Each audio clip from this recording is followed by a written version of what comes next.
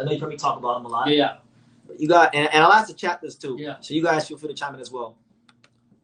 You got any thoughts on Brian Norman Jr. versus Jin Sasaki? Because it sounds like that's a fight that could be happening real soon. That fight, I mean, they both be respectful. It was crazy about it. Last night, we're sitting here. My son was. I said, my son, look, Jin Sasaki stay with the promoter. I said, he ain't gonna get up from that seat and walk up to Norman. He had a whole letter. Yeah, because they have the Japanese. I said, he's not gonna walk up to that man. They don't do it like that. That's very disrespectful. But I said, watch this. This is a different cloth. He's cutting on a different cloth. He gonna walk up to Norman. He's gonna ask him. I think that'd be a good fight. I would favor Norman. The power that Norman got, I think, is outrageously big, and I think that if he catches Saki in the middle of the rounds or anywhere, I think he would hurt him. But yeah, look, like I think it's one of the most entertaining fights in boxing. I've been thinking about this fight for a long time since September. I really want to see this fight. You know, but do you want to see just because you want to see the fighter, or do you think that Saki has a chance to beat Norman? Do you see something that? I think one thing you always say about Saki is defense. He's really explosive. I mean, he's got leaky defense, so that's why I favor Brian Norman Jr. I just think their styles, like, you know, sometimes when you see two fighters' styles, and then it was a match. I think it's everyone thinks that I'm saying I want to see that fight because I think Jin Sasaki will beat Brian Norman because like BT, he go to Japan. They're like BT, he go to this Japan shit again. You just saying like nah. I don't got anything against Brian Norman. No, I'm actually really going to like Brian Norman. Yeah, I just think a lot of it is two dancers and dancing and fighting to be a good fight. Right now, Brian Norman, I would say I'll make Brian Norman a 60-40 favorite because of the defense of Jin Sasaki. But not just because of that. Brian Norman Jr. he's a physically more mature fighter than Jin. Oh, wow. I think Jin, if I were to put my manager's hat on, I think Jin would probably need another year for him to have the best chance to win that fight. I don't think right now that fight would be the best for him. Right now, but as a fan of the sport, who wants to be entertained, I think that fight would be one of the most entertaining fights that you could make in the welterweight division. So that's why I talk about it. I was surprised that he came. I was surprised he walked up to him like that. Yeah. But they did like they both like the cartoon Happy Opa. Hajime no Ippo? Yeah, he was surprised when he talking about that. The best piece of the best. Yeah. My man TSM, he said he got listen, the Jin Sasaki brigade is in the chat. He says Jin by KO. Lou Spooky said he's winning for Jim that fight. Are you guys saying because of his movement, or what attributes you your favorite Saki? Listen, one thing about him is he's got some balls on him, because if you've ever watched the fight when he fought I'm not saying, I'm just when saying he fought Keito Ibarra, he got dropped in that fight in, I think it was the first and second round, and he got off the deck and stopped the guy in the third round. Holy shit! So he ain't lacking no heart. He ain't no bitch. Like, he gonna go in there and he gonna go in there and fight. But I think, look, like I said in my video, because I remember when I was talking to his promoter, who's a good friend of mine, my boy Issei.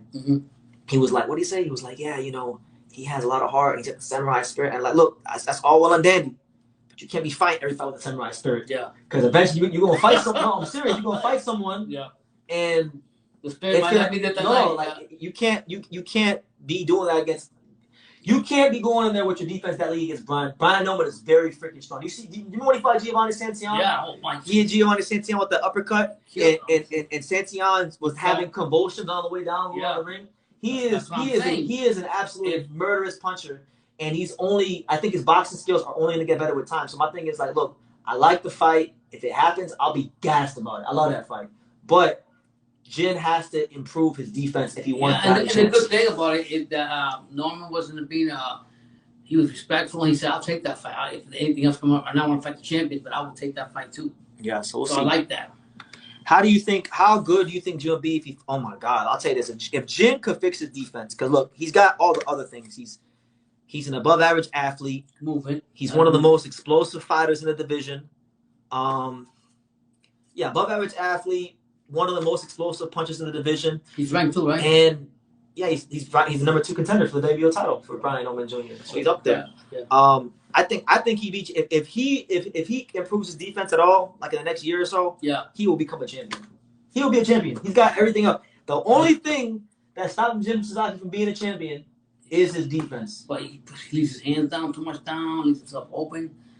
He starts throwing punches, and he just like keeps his head on the center line. Okay. And I think he needs to work on his balance a little bit because sometimes when he moves forward, his feet get a little heavy. Yep, sometimes. But to say we were talking about. But he's got a lot of physical gifts that you can't teach. Yeah, about knowing that maybe the way the Japanese train. Most of the Japanese stand right there with the head in the center line. And no one stands there. So that's something that they do over there. But if, like you said, if you don't watch out for it, you know, it could be a good night for him. My man, Matt says, I'm big on Norman versus Boots because Norman can fraud check Boots. I have Stanionis beating Boots anyways. Listen. Me too. I don't think so. See, I was gonna take. I'm telling you, Stanionis is cool, but the hype. Boots gonna turn him over. I'm tired of Philadelphia. Tell me about Boots. I'm tired of always gonna do this. He might lose to someone. Do that. Stanionis is gonna be the one. Listen, he might make a big statement. He might lose to someone, but that's someone. Listen, Stanionis is good. Boots gonna turn him over. I don't think so. He's gonna turn over in that fight. Nope. He's getting turned over. Maybe a few years ago when Spence and everybody was still at the welterweight, but now, what's Boots done? What's he done? Fuck Carrie, right? Karen. And Karen exposed him up with how he couldn't cut out the ring. What a fight did he just have recently? That's it. Okay. He's been fighting Karen. He fought David Avanesyan. So, again, no disrespect to David Avanesyan. Again. Not on that level. Not on that level. So, to me, Boots is not, he hasn't shown me that he's that man or he's that it factor in Philadelphia. And until I see that, I'm going to keep saying it. No disrespect to Boise. I like them on Philadelphia, but I'm going to call it the way I see it. I'm riding with Stanionis. My man Ace Money brings up a great point, Pops. I think you and a lot of people are not factoring in, right? What? So you've seen Boots in person. We went to yeah. You know he's a big guy for that weight class. Yeah. So he has the IBF title. Okay. And when you have the IBF title, they have the 10-pound rehydration rule where you can't rehydrate over 10 pounds the next day. But this is a unification fight. Right. So for the first time in quite a while, he can rehydrate. Boots is going to be able to rehydrate. He's going to retain a lot more strength and power this fight. I don't care what he does. Listen, he has not. A lot of people shown me he has not been that. He's going to turn. He's talking about all this shit. First he chased, and then we can go forever. Crawford lost money because he made bad decisions. I don't want to hear all this shit. I'm tired of hearing about what he is. At least Crawford, Crawford, you guys think he's a diva or whatever, how you feel about him now. But Crawford has accomplished a lot more. What the fuck is Move guy? He got a fucking belt that was handed to him or whatever the fuck it was. Well, this is his fight to legitimize him being a champion. So Stanionis hasn't fought nobody either. But you know what? I just like that style Stanionis gonna bring on him. And Boots, don't be careful. I'm telling you, Stanionis gonna surprise him. I don't care if he rehydrates, dry hits, comes whatever. I'm not with Stanionis. Damn, that's how you feel? Yeah, I lost a lot of respect for Boots because he's turned down a lot of. Because of the way he's come out to fight. He's talking about I was carrying. He didn't do shit twice. Then he fought this other. He beat him up the second time. Then he fought this other. This guy right here, Vanishing. What is it? Vanishing. And he was about so. No, you need to move up to 154. People say, no, you stupid. Pops, you stupid. He said he's doing it because he wants to unify all the belts at 147. Well, go ahead. You get all those belts from gumball fighters at 147 now. You don't have all that talent at 147 anymore. Test yourself at 154 and go up there when you had a fucking chance and you didn't want to do it. So I don't want to get that. Now, chat. Feel free to correct me if I'm wrong, but I'm pretty sure. I can't remember which fight it was. That I'm pretty sure every champion in this weight class has had the belt emailed to them. Didn't he have? But didn't he have the Virgil Ortiz fight offered to him? Yes. And what did he fucking do? He didn't fight him. I want shit about fucking. Okay. Well, listen. Look, every fighter at the welterweight division right now, Boots got elevated to champion, right? Brian Norman got elevated to champion. Yeah. He didn't really get it right. Either. And you guys correct me if I'm wrong because I could be wrong about this. Yeah. I'm pretty sure Barrios got elevated too. So really, none of these guys are welterweight. Okay, fine, but what I'm getting at, the quality of fighters that were there a few years ago are not there anymore. And Boots had a chance when he was there, even though he didn't get to fight Crawford, he had other fighters that he could have fought. He didn't do that. I'm not trying to respond, but so, he got Stanionis April 12th. Listen, I'm riding with Stanionis. I'm riding with that horse. Until prove, and I said it in his comments. I said it at the YSM thing. God bless YSM Sports. I said until he proves me wrong in the ring, I'm gonna keep talking the way I talk. Okay, there you got it, Pops. It's because I like him, not because I like him, not because I don't. Yeah. Okay. A man right here, he says, fixing defense is not easy. How many fighters can you name that fixed? Name 5 fighters that fix the defense. Okay. Well, I'll start with one person that I know. Angelo Leo fixed the defense. His guard is a lot tighter. He gets hit a lot less. He fights out of an active high guard. He can walk you down on the Philly shell. He's actually an underrated defensive fighter. Even though people don't think about him like that. Him, Lennox Lewis. Lennox Lewis. You go back and you watch Lennox Lewis. Lennox Lewis when he was fighting Frank Bruno when they fought the first time. Yeah. Go watch Lennox Lewis early in his career. Very raw, very hittable. Yeah. It wasn't until he got with Emmanuel Stewart that he fixed his defense and learned how to fight tall off that jab. Staying within the Emmanuel Stewart stable. Vladimir Klitschko, another guy. Yeah. He used to do all these combinations, got clipped, got knocked out a couple times. And then guess what? Emmanuel Stewart taught how to fight off of that jab. He's another guy. Who else fixed the defense? I think even to a degree, like the Monsters fixed his defense. Like he used to get. I mean, he still gets hit because he's an aggressive fighter, but he doesn't get hit cleanly with a lot of shots like he did maybe like early in his career. I think what he's saying about what I think what I'm naming. No, he asked me to name fighters that fixed the defense. I'm naming a couple that come to mind. Floyd Mayweather. No, I'm serious. Like Floyd wasn't a bad defensive fighter when he was at 130. When he was younger, he was throwing punches and stuff. But like he wasn't a defense first fighter. He was an offense first fighter when he was younger, and then he went from being an offense first fighter to being like the best defensive fighter of all time. He's not fully shuffled now. Yeah, I'm just gonna say. I want to think. I want to really camp out of this. Like, I'm trying to think of a fighter who has terrible defense that fixed it. Man, that's what I mean. I can't like terrible defense.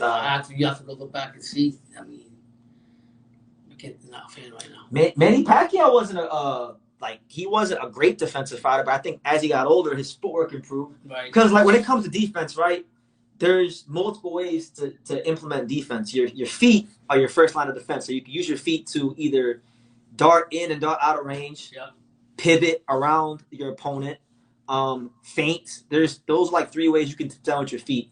You can defend also by moving your head. You move your head by moving your waist. So you can move to the left, move to the right.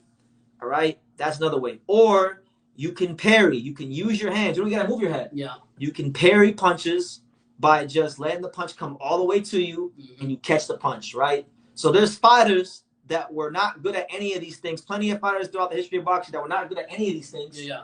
All they had to do to fix the defense was improve on one of those things, and they become a better defensive fighter. But like. Those are just a couple guys that come to mind. Yeah, I'm trying to think who else. It's not easy to do because if a guy is naturally offensive minded, that's what I'm saying. It's hard to get him out of that. That's what he's saying. He's saying the fighters have been fighting a certain way. You're not going to change his defense overnight to be better at what he does. So he's so used to fighting a certain way. You can teach it to him, but it has to be repetition mode, constantly until he gets it. That's what he probably thinks he's trying to say too. Yeah, I mean, I'll say it like this: if a fighter goes into the gym and he's in training day by day, if he makes it a point to turn his weaknesses into strengths. You know what does change anybody?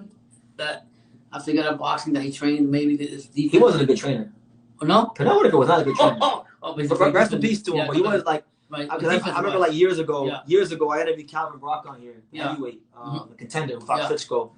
And he was saying Calvin like he was talking about Pernell the trainer. Okay. And Pernell just didn't have a good track record because a lot of the top fighters they can't train guys because they think every fighter just picked into like they do. So they don't have the patience. But I hope that answers your question at least a little bit.